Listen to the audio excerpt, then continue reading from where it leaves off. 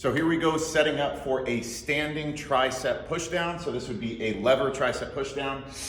So the height, I think we said it has about 21 holes exposed until you hit the bottom of the carriage. The best, that's on our 3x3 rack with 1-inch hole spacing.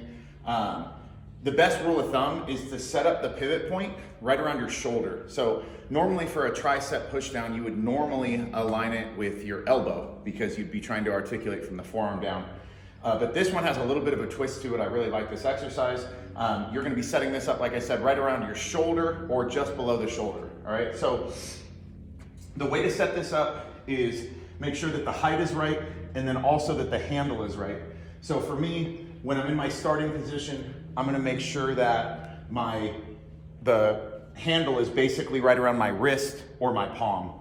So as I'm lined up here, kind of small bend at the knees, or you can do a split stance, and I'm gonna be pushing down, and at the very bottom, I'm gonna be driving all the way through my triceps to extend. So you're gonna see as it articulates in the range of the tricep, and then at the very end, it makes me give a final push to drive the handles down. So that's how you'll know if you're set up properly.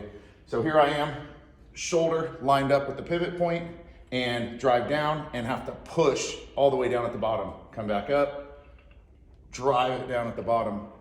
So you guys can really see at the very bottom, having to force that handle straight gives a killer tricep contraction.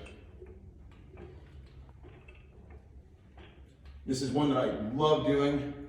As soon as I started testing this thing, I did a few variations like this and just totally fell in love with it. So it's a really unique, you get a normal kind of an arc for the tricep, and then at the bottom it almost feels like a rope as you're kind of doing that pushing open motion. So this is a really fun tricep variation. The setup, like I said, is pretty easy with the rules that I went through, so I hope that it's one you guys enjoy.